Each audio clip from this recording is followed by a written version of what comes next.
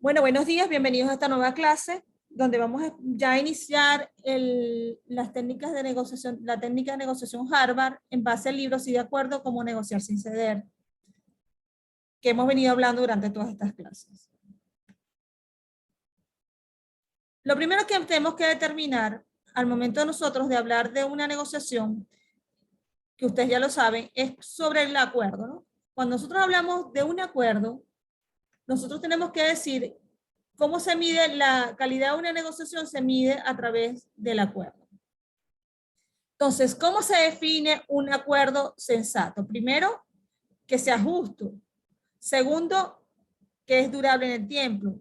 Y tercero, que de una otra forma también cubra los intereses o las necesidades de las partes y que contribuya positivamente a la comunidad. Entonces, un acuerdo sensato puede definirse como aquel que satisface los intereses legítimos de ambas partes dentro de lo posible, que resuelve los conflictos de intereses con equidad, que es durable y que tiene en cuenta los intereses de la comunidad. Así que también aporta al bien común de la sociedad. Entonces, lo primero que tenemos que decir, ¿qué pasa cuando nosotros negociamos en base a posiciones y no en base a intereses, ¿no? Que muchas veces, si nosotros negociamos en base a posiciones, va a producir acuerdos insensatos. Es decir, acuerdos que puede ser que solamente beneficie una sola parte, es decir, que solamente haya un ganador y un perdedor, y ese perdedor se siente satisfecho en sus necesidades y puede generar, por ejemplo, que se vengue, puede generar también resentimiento, puede generar que rompa la relación entre las partes. Entonces, la discusión sobre posiciones produce acuerdos insensatos.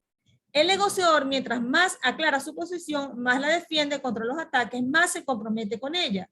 Su ego se identifica con su posición, quedar bien. Entonces, yo no cedo mis puntos de vista, lo que me interesa únicamente es tener razón y por lo tanto todos, o yo salgo beneficiado y tú sales perjudicado, o todos salimos perjudicados, ¿no? Vamos a ver la otra. Técnicas de negociación. Entonces, la discusión sobre posiciones es ineficiente. ¿Por qué? Porque produce un desgaste entre las partes. Entonces, si yo estoy empeñado en hacer valer mi posición, mi razón, probablemente pase varios meses en un proceso de negociación y no llegue a nada, o simplemente se rompa ese proceso de negociación, como acaba de pasar en Venezuela, que el proceso de negociación se suspendió porque la detención de Alex Saab, ustedes lo saben, y por lo tanto no hubo avances. No se logró absolutamente nada. El proceso requiere mucho tiempo, trata de mejorar las posibilidades de llegar a un acuerdo que le sea favorable, empezando con una posición extrema, sustentándolo tercamente, engañando a la otra parte respecto a su verdadero punto de vista y haciendo pequeñas concesiones solo cuando es necesario proseguir la negociación. Es decir, yo entro al proceso de negociación simplemente porque yo quiero ganar tiempo, porque me beneficia ese proceso de negociación o porque yo quiero hacer valer solamente mi razón. No voy en busca realmente de un acuerdo que beneficie a ambas partes. Por Suzy Cookie, frente a Suzy Cookie. Entonces, la discusión sobre posiciones es ineficiente, el negociador tiene pocos incentivos para actuar con rapidez, demoras, amenazas de rompimiento, la inmovilidad y otros semejantes se tornan. Entonces hay un desgaste en el proceso de negociación y un desgaste en las partes.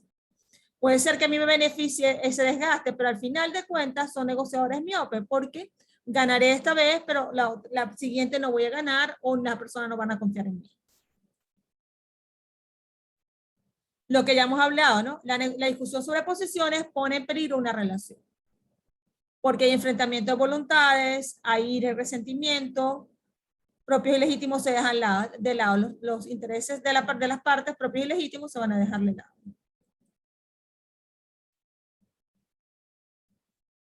Entonces, cuando puede ser que haya dos partes del proceso de negociación, pero si hay más partes del proceso de negociación se complica más, ¿no? Tampoco no es lo recomendable que nosotros seamos negociadores blandos, porque lo importante es la relación, no, lo importante no solamente es la relación, es importante, obviamente, nos interesa conservar la relación, pero también nos interesa satisfacer nuestros intereses, ¿no? Por eso dice, hacer ofrecimientos y concesiones, confiar en el otro, ser amistoso, ceder cuando sea necesario para evitar enfrentamientos, ¿no? No es la solución. Cualquier negociación encaminada primordialmente a la relación corre el riesgo de concluir un acuerdo desequilibrado, lo que hemos hablado de los negociadores blandos, ¿no? Entonces, tú negocias con un negociador duro, como el ejemplo que ustedes vieron, por ejemplo, del caso de Homero Simpson. Quien ganó en ese proceso de negociación fue Homero, quien salió perjudicado fue el abogado, ¿no? Entonces, hay un acuerdo desequilibrado. Entonces, ¿qué pasa si tú eres amable? Bueno, hace vulnerable a quien se enfrente a alguien que juegue con la versión dura, exactamente, porque el de la versión dura va a salir beneficiado y va a cubrir sus intereses y el otro no. Esta es la introducción del libro de William Ury, Bruce Patton y Roger Fisher. Vamos a ver la otra parte que ya es propiamente entrar en el método Harvard.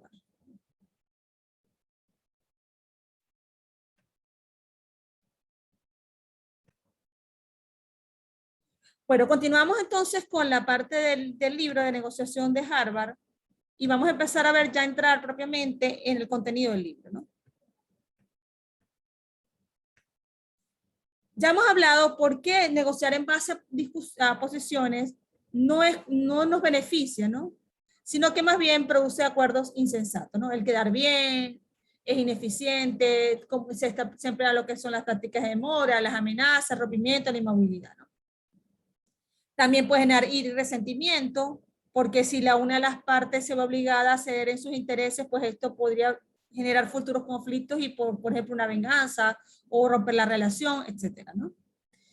Entonces, también dijimos que cuando se negocia con varias partes todavía en base a posiciones todavía es peor, y el ser amable o tener una posición de un negociador duro no es tampoco beneficioso para el que negocia de forma suave perdón, la solución de amable no es solución. Si se negocia en base a un negociador blando, no te va a beneficiar porque solamente en la otra parte del negociador duro va a sacar los beneficios y tú no. Se van a cubrir los intereses del negociador duro y el negociador blanco va a quedar insatisfecho de sus intereses.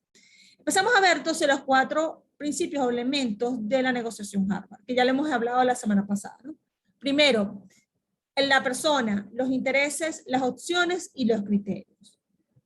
Si trabajamos con las personas, se separa a las personas del problema. Se es duro con el problema y suave con las personas. Se trabaja en base a los intereses y no en base a las posiciones. Se concentra en los intereses y no en las posiciones.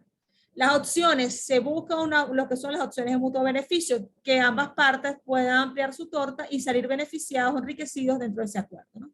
Genera una variedad de posibilidades antes de decidirse a actuar. Y los criterios se refiere también a los llamados criterios objetivos o criterios de legitimidad, entonces insista que el resultado se base en algún criterio objetivo, que son los criterios externos fuera del proceso de negociación, por ejemplo, valor de metro de construcción según la zona, los valores del mercado, los contratos, las leyes, todo eso constituye un criterio objetivo.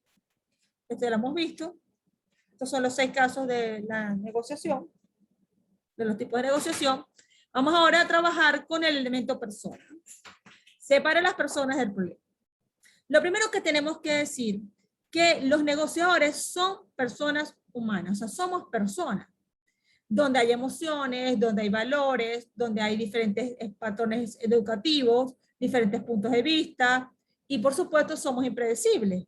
Si cada uno va a actuar de acuerdo a los valores o a la educación que esa persona haya tenido, o antivalores, ¿no? También. Entonces, en todo negociador hay 2 tipos de intereses. Uno es la sustancia y otra la relación. En el proceso de negociación Harvard, a nosotros nos interesa conservar la relación, porque vamos a ser duros con el problema y suave con las personas, ¿no? Entonces, un negociador quiere, y más en una relación comercial, a mí me interesa seguir teniendo una buena relación con esa parte en la cual yo tengo una relación comercial, ¿no? Por ejemplo, un negociador quiere conservar una relación de trabajo suficientemente buena como para poder alcanzar un acuerdo aceptable, si es posible hacerlo como base con los intereses de ambas partes, ¿no? Lo que hemos hablado. Entonces, una cosa es la relación que tiende a confundirse con el problema. Se tiende a tratar el problema y a la persona como si fuera una sola cosa. Por ejemplo, yo estoy, a lo mejor a algunos de ustedes les ha pasado. Yo vivo en un edificio y resulta que si yo exijo, por ejemplo, que se presenten las cuentas del edificio que no se han presentado durante más de un año, que se rinda cuenta, o sea, cuáles son los ingresos, cuáles son los egresos, y me baso con lo que es la ley de propiedad horizontal. La persona no se puede sentir ofendida. ¿Qué pasa? Que se sienten ofendidos y lo toma como un ataque personal. No, no es un ataque personal. Hay un criterio objetivo, que es la ley de propiedad horizontal, en que yo puedo, obviamente, exigir que me presenten las cuentas que se están manejando. ¿Me explico? O sea, el criterio objetivo me implica la ley de propiedad horizontal. Entonces, mi relación no se puede confundir con el problema. O sea, la persona no se puede sentir que es un ataque personal cuando yo lo único que estoy pidiendo, en base a un criterio objetivo, que es la ley, que se presenten las cuentas. Ahora bien, si yo digo, mira, tú estás manejando inadecuadamente esos recursos, o hago alusiones a que esos recursos están mal administrados, y hablo directamente de esa persona, yo estoy confundiendo lo que es la sustancia con la relación. Una cosa es lo que se está discutiendo, que por ejemplo es la presentación de cuentas de un condominio, y otra muy diferente es la relación que yo pueda tener contigo. Entonces, porque tú me caes mal o yo te mire feo, entonces no te voy a presentar las cuentas. No, eso es confundir la sustancia con la relación. Entonces se tiende a tratar el problema y la persona como si fuera una sola cosa. Y no es así. O sea, tú no te puedes tomar las cosas personal, tú tienes que hacer las cosas según lo que establece la ley. Entonces aquí está. Todo negociador tiene interés en una sustancia de relación. La negociación basada en posiciones pone la relación a la sustancia de conflicto. Por ejemplo, un vendedor de antigüedades. Aquí es una cosa interesante. ¿Por qué? La cocina es un desastre. Si yo digo la cocina es un desastre, una cosa es la cocina y el desastre, y otra cosa es que tú seas un desordenado, o actúas con desorden, o dejas la cocina desordenada. O sea, no podemos confundir lo que es la sustancia con la relación. Si yo estoy vendiendo, estoy en un vendedor de antigüedades, quien va realmente a saber el precio de esa antigüedad es la persona especializada. O sea, el vendedor. Si yo no tengo información de cuánto realmente cuesta esa antigüedad, pues yo voy a salir perjudicado. ¿Por qué? Porque la información también es poder a un proceso de negociación. Ok, entonces aquí hablamos tres categorías básicas, lo que es dentro de la separa las personas del problema. Primero, la percepción, la emoción y la comunicación. Nosotros hemos hablado que es la percepción, es como yo describo lo que está pasando, cómo yo lo veo, cuáles son los anteojos o los lentes que me estoy colocando. La percepción va a estar influenciada, por supuesto, por la cosmovisión del mundo y de la vida que tenga el negociador, ¿no? La emoción, también hemos hablado de la emoción dentro de los elementos de conflicto. Si yo tengo tengo ira o tengo rabia, obviamente mi emoción va a influenciar el desarrollo de esa negociación. Y la comunicación, ¿cómo es la comunicación que las partes se van a llevar? Hay que hacer procesos empáticos, hay que aplicar la técnica de la escucha activa. Y no solamente esas tres categorías de percepción, emoción y comunicación van a ser mías, sino también de la otra parte. Yo tengo que investigar o ponerme en el lugar que la otra parte está percibiendo.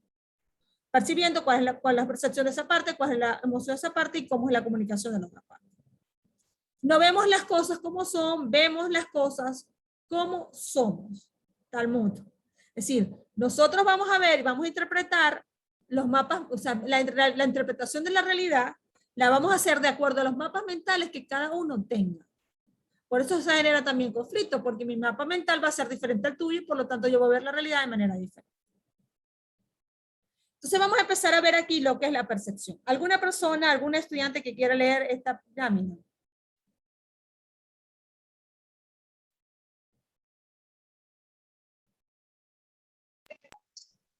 Percepción.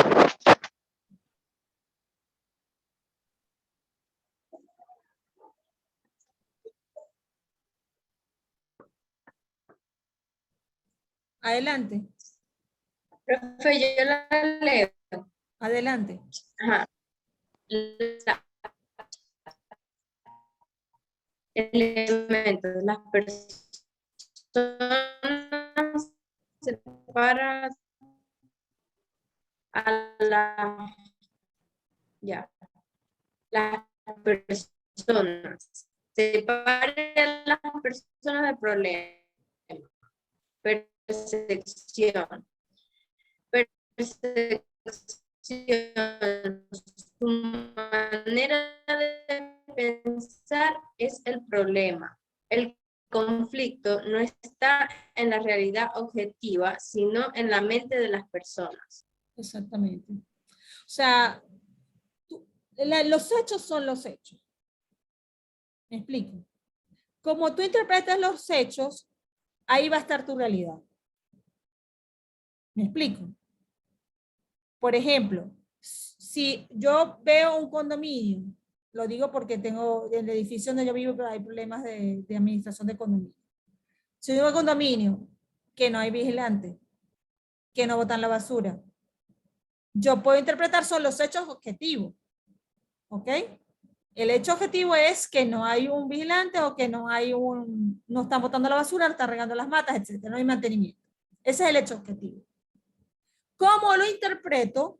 Depende del mapa mental que yo tenga. Por eso se dice que el conflicto no está en la realidad objetiva, sino en la mente de las personas.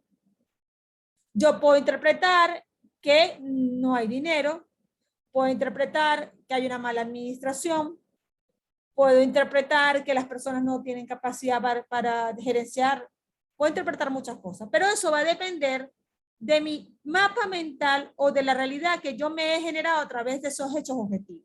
¿Me explico? ¿Sí me explico? Sí. Ok, vamos a leer esta. ¿Quién quiere leerla?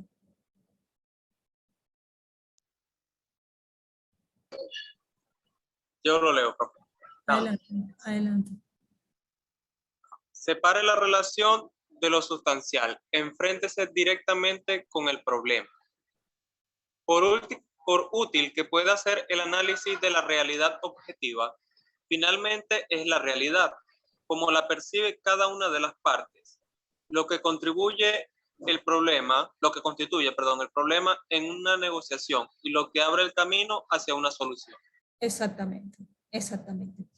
Porque si tú logras, la realidad es objetiva, pero si tú, la percepción que tú tienes de esa realidad, tú la puedes cambiar, va a generar, si la percepción es positiva y puede generar acuerdos beneficiosos para las dos partes, obviamente esto va a mejorar la relación y va a dar a la posibilidad de llegar a un acuerdo que sea beneficioso para ellos, ¿no?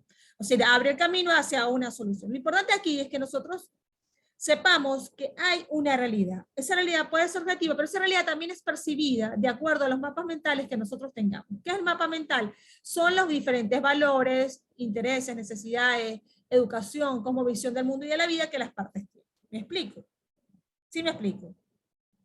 Si tú, por ejemplo, te criaste en una familia, con respeto a cada creencia ideológica o política de cada quien, una familia comunista, en donde no había principios religiosos, sino que tu papá era ateo, tu mamá era atea, y tú eras comunistas radicales y de izquierda, obviamente tú vas a sentir con tus parámetros educacionales van a estar en contraposición con una persona, por ejemplo, que apoya el capitalismo, etcétera, etcétera. Y no, con esto no estoy diciendo que yo apoyo a los de izquierda y que apoyo a los capitalismos salvajes. No, yo lo que estoy diciendo es un ejemplo en donde cómo la percepción de la realidad influencia a cómo tú vas a analizar la realidad objetiva que existe. ¿Me explico?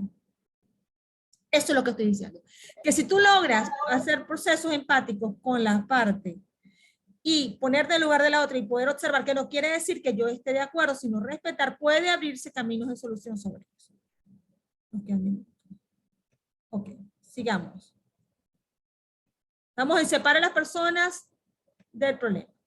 Entonces, percepción, comprender el punto de vista de ellos no es lo mismo que estar de acuerdo. No es un costo, es un beneficio, porque te va a dar la posibilidad de ampliar la visión del problema y no quedarte con una sola realidad, que es la tuya, ¿no?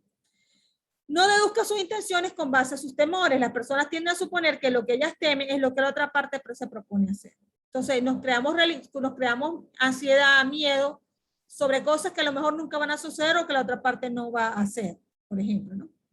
No los culpe por su problema. Cuando se le ataca, por la otra parte se pondrá a la defensiva y se resistirá ante lo que usted dice, dejará de escuchar o le atacará a usted a su vez. Hay un video interesante que está en el blog de Medios Alternos de Resolución de Conflicto y otras cosas, en donde se habla de un ejemplo en donde había una reunión con, creo que era el presidente de Perú, creo que era, de que hace la descripción William Uri dentro del video sobre ese caso, ¿no?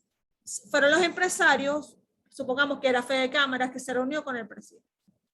Entonces, cuando empezaron a atacar al presidente, la cosa se puso tensa, hablando de las políticas del presidente, cómo estaba de otra manera no permitiendo la inversión privada, cualquier cosa que ustedes puedan pensar. Bueno, empezaron, el presidente se sintió atacado y por supuesto ya se había puesto a la defensiva y ya la reunión prácticamente se iba a suspender. Cuando una de las personas empezó a reconocer las cosas positivas que ese presidente había hecho, creo que era Perú, la reunión empezó a fluir y esa reunión que estaba prevista para, por ejemplo, 1 hora, duró 3 horas porque esa persona se sintió en la actitud de escuchar a la otra parte y poder llegar a soluciones en conflicto. No es lo mismo que yo describa una situación sin atacar a esa persona. No es lo mismo que diga la cocina está desordenada, a decirle tú eres un desordenado como dejaste la cocina. Es una cosa diferente. Cuando yo digo, mire, yo llevo mi carro a componer y es la tercera vez que lo llevo por la misma cosa, si yo le digo al mecánico, mire, tú lo que eres un estafador, un ladrón, yo estoy atacando a la persona. Si yo describo y digo, mira, esta es la tercera vez que traigo el carro, la falla sigue presentándose, yo quiero que tú me soluciones este problema, es diferente, estoy atacando al problema y no a la persona. Dice, esto es un ejemplo. Nuestro generador rotativo al que ustedes le hicieron mantenimiento se volvió a dañar. Está describiendo lo que está pasando. Esta es la tercera vez en un mes. La primera vez estuvo dañado toda la semana. Esta fábrica necesita un generador que funcione. Quiero que usted me aconseje sobre cómo reducir el mínimo de riesgo de que se dañe el generador. Entonces, simplemente la persona, el gerente o el gerente de mantenimiento o el supervisor de planta, lo que está es describiendo la situación del generador, ¿no? Rotativo. ¿Debemos cambiar de compañía para el mantenimiento o qué sugiere usted? No lo está atacando, está describiendo la situación. Percepción. Comente las mutuas percepciones. Una de las maneras de manejar las percepciones diferentes es hacerlas explícitas y comentarlas con otra parte. Bueno, yo veo esto y describo la situación. Esto está pasando, eso es lo que yo observo, esto como lo interpreto yo, etcétera, ¿no? Entonces esto es el caso de Sudáfrica. Parlamento conformado solo por blancos en función de leyes discriminatorias. Entonces ellos pensaban terminar con la discriminación en Sudáfrica. Entonces, ¿cómo tú vas a terminar con una sociedad que está totalmente dividida, que estaba totalmente dividida en Sudáfrica ante la llegada de Mandela, en donde solamente el parlamento estaba conformado solo por blancos y iba a discutir leyes de discriminación? Lo primero que tenías que incluir es de diferentes colores de piel dentro de la discusión de las leyes discriminatorias. Esto es una contradicción. Busque oportunidades de ser inconsistente con sus percepciones, alterar sus percepciones, enviar un mensaje distinto al que esperan. Por ejemplo, que usted en un proceso de negociación se presente con una tarjeta, si la persona, el negociador está en la otra parte, está cumpliendo años, usted se presenta con una tarjeta de felicitación de cumpleaños o le trae su postre preferido para comerlo dentro del proceso de receso de la negociación. Esto es cambiar, es ser inconsistente en las percepciones. Es decir, a enviar un mensaje distinto del que se espera. Por ejemplo, haga que les interese el resultado dándoles participación en el proceso. Si no participan en el proceso, es poco probable que aprueben el resultado. Es decir, ¿qué piensas tú? ¿Cómo podemos solucionar esto que está sucediendo? Cuando le dice a la persona, mira, ¿cómo tendremos que cambiar de compañía para solucionar el problema del generador rotativo? Está haciéndole partícipe de cómo puede solucionarse ese problema que se está presentando. Dice, quedar bien, haga sus propuestas, compaginen con sus valores, implica la conciliación de un acuerdo con los principios y con la autoimagen de los negociadores. Es decir, es muy importante que cuando nosotros hagamos una propuesta, esté coherente con nuestra manera de pensar, con nuestros valores, con nuestra integridad personal. Una de las cosas más importantes de la vida es que tener integridad personal. Es decir, que yo sea coherente con mis valores o con los valores que me han inculcado en mi familia. Por ejemplo, yo no voy a llegar a un acuerdo en donde yo voy a vender una leche que pasó, por ejemplo, con las cajas CLAP, una leche de baja calidad donde yo puedo estar enfermando a miles de niños porque no me importa porque preferible que tomen algo que no sea leche, pero que yo me pueda enriquecer. Eso no es ser coherente con unos verdaderos valores. Es decir, yo tengo que ser coherente con mis valores al momento de cerrar un proceso de negociación. Es decir, un acuerdo con los principios y con la autoimagen de los negociadores. Si yo me considero una persona honesta y que cree en sus principios, yo no puedo hacer un acuerdo que viole los derechos humanos o que viole los derechos fundamentales, una buena alimentación, etc. Vamos ahora a ver la parte de la emoción. Sí, los negociadores son personas humanas, no son robots. Algunas personas se comportan como robots, no son robots, son personas humanas, ¿no?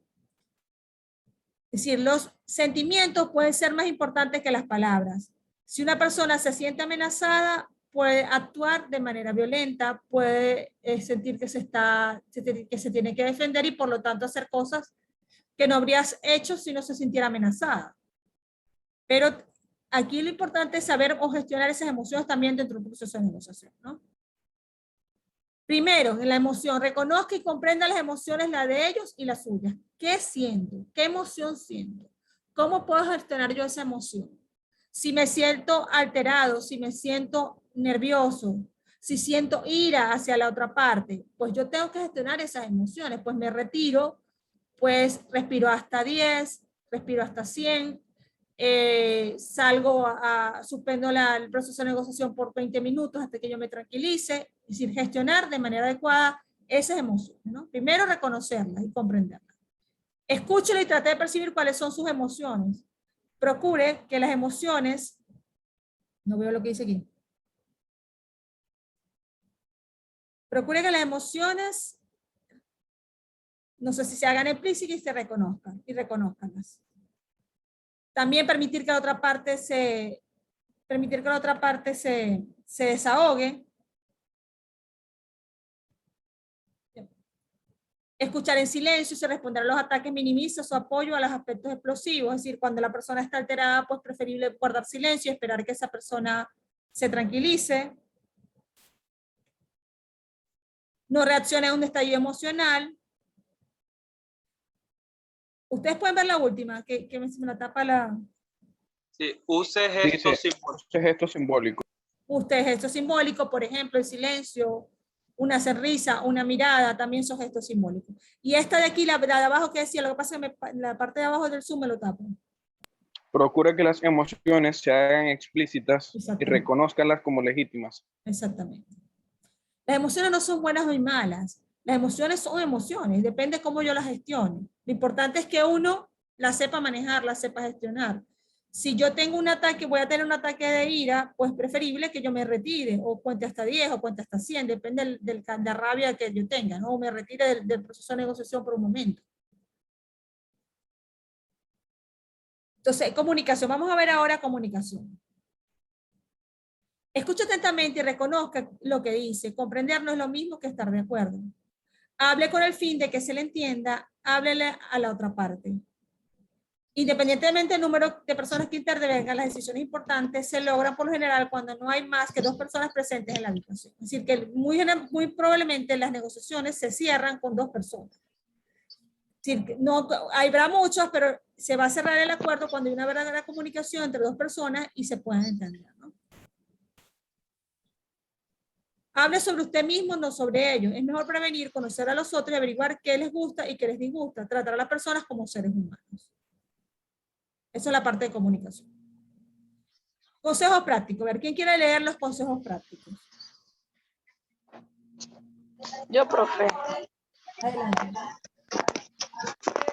Consejos prácticos. Habla asertivamente sobre tus deseos.